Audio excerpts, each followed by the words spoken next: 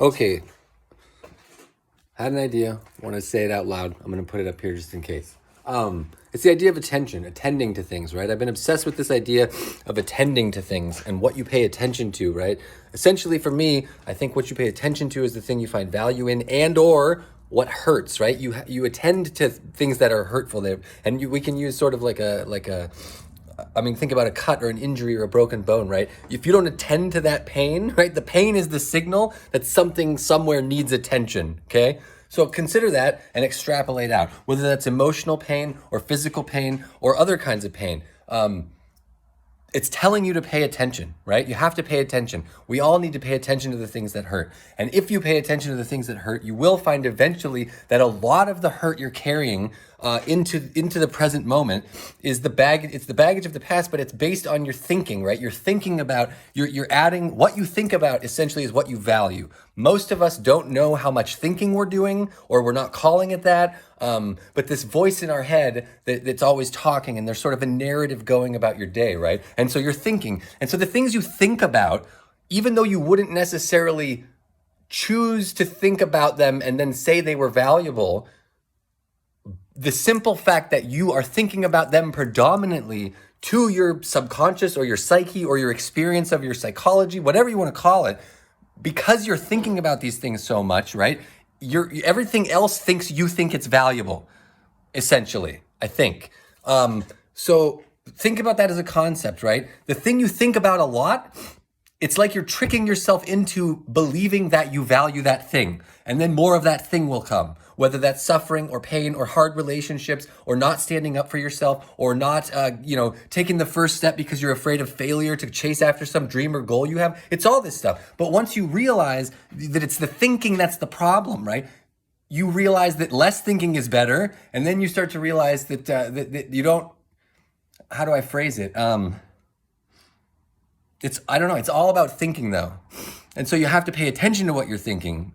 You have to recognize your thinking. You have to see the thoughts and recognize that the thoughts are not defining to who and what you are, that they're just things, right? But if you grab onto them, if you grab onto thoughts, you're saying that's valuable. That one's valuable, right? So if you grab onto the thought of whatever, so-and-so, my girlfriend is whatever, she's really mean, or she's really whatever, she's hurting me in some way, and you grab onto that thought and you hold it and you think about it, and you stew on it, ooh. And now you might not have said, I find this thought to be valuable, but that's essentially what you've done by internalizing it, turning that thought into reality and saying, this is me now, I have a girlfriend like this and I'm angry, ooh.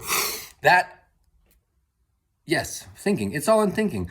So we got to pay attention to that pattern. We got to pay attention to the ruts that we have, the natural default settings of our thinking patterns, right? Because that's how we get to where we are. And so if we find ourselves where we are, which is to say the life you have right now in this exact moment, wherever you're existing, the life you have right now is a reflection of those ruts in your thinking, right? And so if you don't even know they're there, then you don't even recognize that the things around you to a degree are shaped by those thought patterns that you have. And you have to recognize that you are having those thought patterns, and then you have to recognize that those thought patterns do not need to be things that you grab onto and value. They can simply be a flittering thing away that's, oh, hey, there goes that one, right? Like, oh, so-and-so, maybe they're mean. And then you could say, well, maybe they're not mean. Maybe they're having a bad day. Maybe a sibling of theirs has been yelling at them. Maybe someone in the family's got an illness, right? You don't have to grab the first one and make it personal. Oh, so-and-so's mad at me. No, maybe so-and-so's mad at themselves. Maybe they yelled at their kid this morning and then they feel like crap about it. And so then when you talk to them, they seem grumpy, and because you are so self-centered and so ego-driven, right, that you go, oh, this must be about me. Whatever's happening over there, this must be about me. So we got to start recognizing our thinking, those ruts in our thinking. We have these roads, these well-traveled roads, and that's the weird thing, is that we actually think to a degree that those roads are us. Like, that's me. If I challenge this thought, then I'm challenging myself, and then I'm not being true to me. Maybe, but probably not. Have an open mind. Don't be afraid to chase weird thoughts. Don't just let them like that, like a bird in the sky. Like, there goes one. There's a dove, and there's a seagull, and there's a crow, and there's a bald eagle. Whoa, look at that falcon, right? Why do we have to say this one's me and that one's not, or that one's scary and this one's okay, right? They're just all different ones. They're just all different thoughts. Pay attention to your thinking. Pay attention, because it's where everything starts. Everything starts in thinking. Have a great day.